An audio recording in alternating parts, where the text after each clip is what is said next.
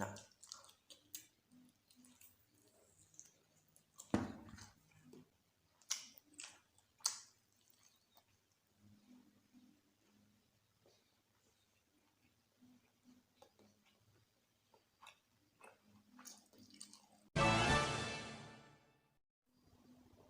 สบายดี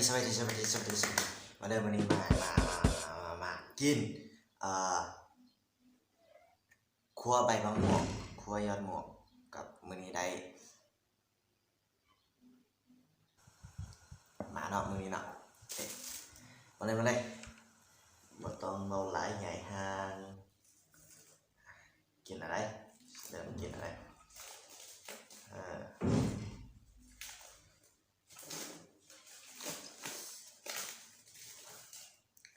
เคยกินบ่เคยกินบ่กินบ่กินบ่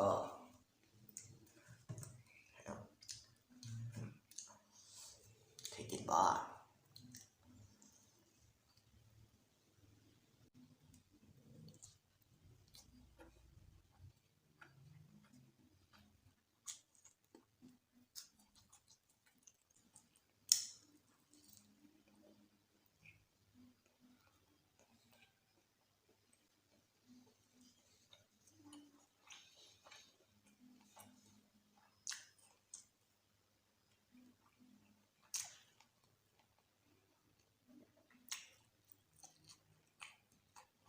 สำหรับวิธีมันก็คือ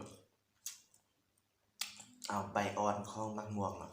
ใบอ่อนของมะม่วงแล้วก็มาต้มให้มันจืดแล้วก็เอามาซุปยำใส่เกลือเป็นหัวแซ่บมะเขือพงนะครับมาคั่วอีกทีหนึ่งนะ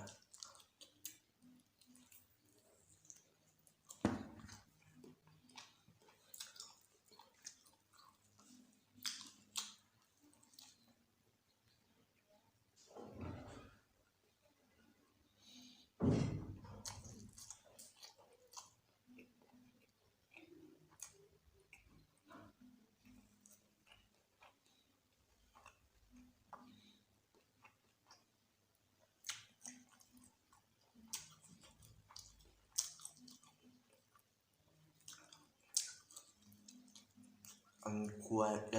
อดม่วงในอย่างนะครับ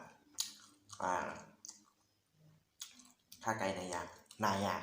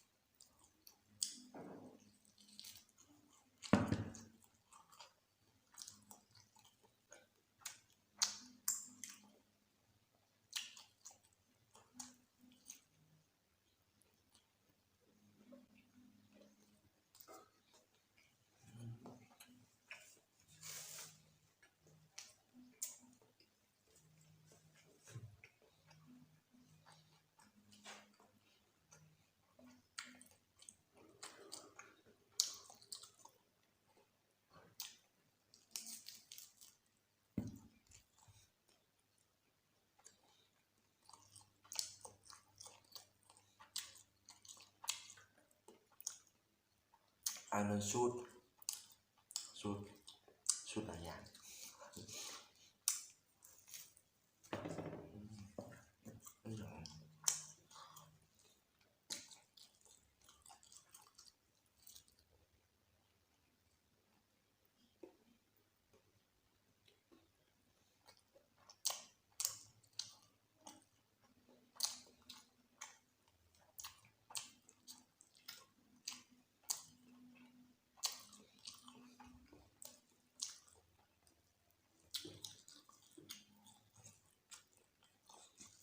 มันต้องแบบหลายใหญ่ห่างเนาะ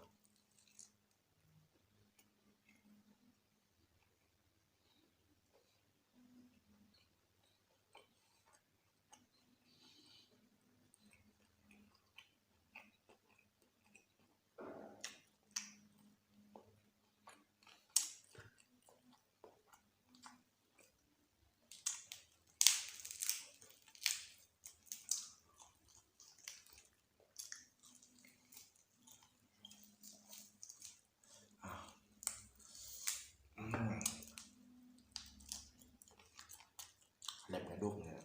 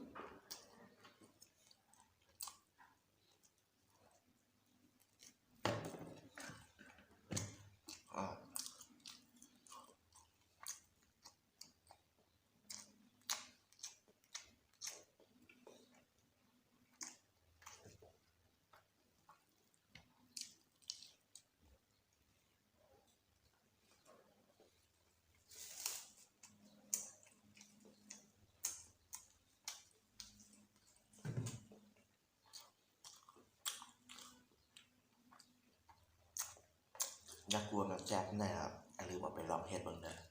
แซ่บจะดีแหละแล้วปนเลย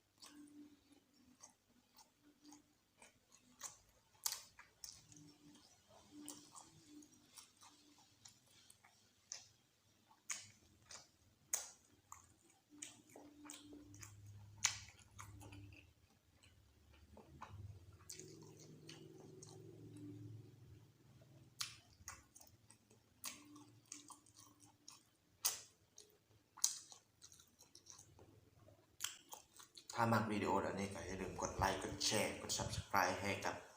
ครับยาวเลยนะเพื่อเป็นกำลังใจในการทำคลิปต่อไปโอเคมือนี้ไปก่อน